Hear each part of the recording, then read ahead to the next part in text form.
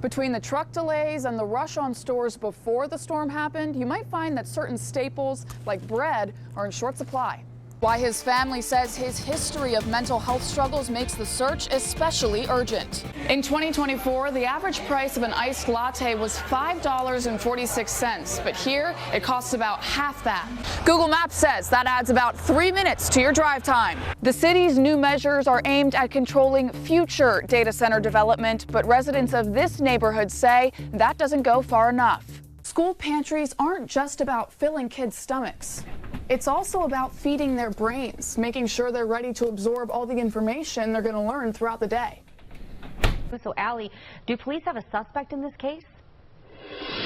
Lindsay, it doesn't appear so at this time. No arrests have been made, and the police report does not include any description of a possible suspect. In the span of a week, regular fuel prices in the Youngstown-Warren metro area are up nearly 50 cents a gallon. I'm retired, so I don't go very far, but I'm also on a fixed income. You know, it's $45 here, $50 there. It's very steep, but we have no choice but to pay what it is. It's unfortunate because a lot of people can't afford that kind of rate. Some placing the blame squarely on President Trump. I'm not Republican and I'm not Democrat. We didn't ask for this war, you know, and it's so wrong and it's affecting all of us. Everyone is seeing higher prices all across the country because of the Iran conflict and the Strait of Hormuz being closed.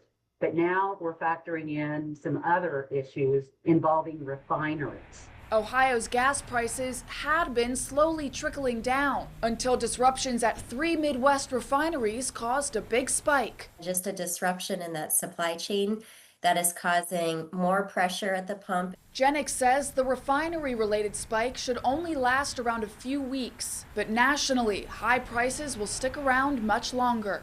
Estimates are definitely staying above the $3 per gallon mark through the end of the year. Hopefully we'll dip below the $4 per gallon price. With more local news, I'm Allie Ross. Gary Thornton's connection to 719 Canfield Road runs deep. This is the same building I got my hair cut at as a kid. I grew up right around the corner. For the past 11 years, he's owned his own barber shop at the site. But Monday, he found this notice from the Youngstown Neighborhood Development Corporation, giving him 3 days to get out. It cites a section of Thornton's lease, which says criminal activity in or around the premises will result in eviction. This is a wrongful, unlawful termination, and I'm willing to fight. People know our reputation and know what we stand for.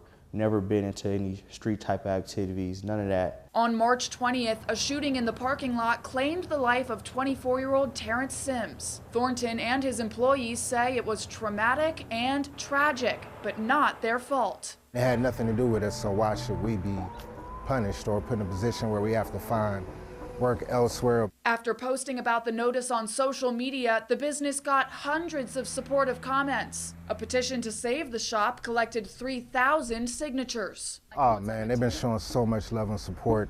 People stopped in and prayed over the shop. A lot of love from the community. This is not the end. I'm G's Chop Shop. This building is not G's Chop Shop. As much as I love this building, I'm gonna always be me, wherever, if I'm here or Boardman or wherever. The executive director of the Youngstown Neighborhood Development Corporation told 21 News in a statement that the organization is, quote, carefully considering our next steps in order to find a resolution. In Youngstown, with more local news, I'm Allie Ross. Pennsylvania Governor Josh Shapiro has launched his re-election bid as he nears the end of his first term. We are a state of builders, a state of doers, and a state of get doners. That's what we are. The governor's message is just, I have been delivering real results for Pennsylvania. I also am a shield of some of the chaos we're seeing in national politics. Some of those results, the speedy recovery after a section of I-95 collapsed near Philadelphia, and increased investments in education. But hanging over the Democrats' bid to stay in the governor's mansion, rumors that he'll be looking for another house to live in come 2028. Josh Shapiro has been spending his time running for president and fundraising in California and other liberal states. State Treasurer Stacey Garrity is the frontrunner for the Republican nomination, having earned the state GOP endorsement. She's running on a platform of fiscal stability, criticizing Shapiro for multiple late budgets and highlighting more than $1 billion in unclaimed funds she's returned to taxpayers. Shapiro has boasted some pretty high approval ratings during his tenure as governor, but Garrity's candidacy will provide the first true test of that popularity. He really has not faced much sustained campaigning against him. He's won in a lot of races, but no one's really dumped a ton of money into trying to define him on negative terms, and I'm expecting to see a lot of that. With more local news, I'm Allie Ross.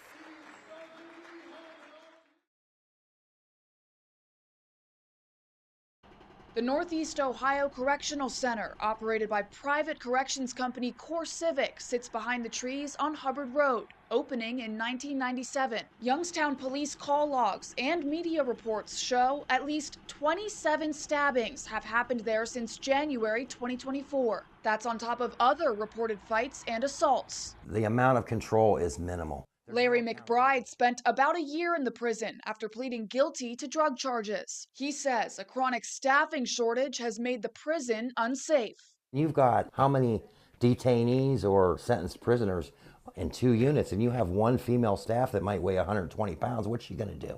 His claims echoed by a former corrections officer who spoke with 21 News anonymously. Staffing's always an issue there. Now they pretty much just hire whoever because they're so short. The officer worked at NEOCC for several years and claims the standard for hiring has gotten worse. People are like fresh out of high school, they drop the age from 21 to 18. No corrections or security experience whatsoever. The former officer says staff are often asked to work long hours and oversee large numbers of inmates. Then you start getting all the stress from the new staff who aren't trained and aren't prepared to be working blocks alone or 2 blocks alone. CoreCivic denies that any shortage exists, writing in a statement that the prison remains fully staffed and well-equipped to meet the needs of our government partners and those in our care. We don't cut corners on care, staff, or training, which meets and in many cases exceeds our government partners' standards. The company says it works hard to meet inmates' needs and keep them safe, but McBride says basic needs are often not met.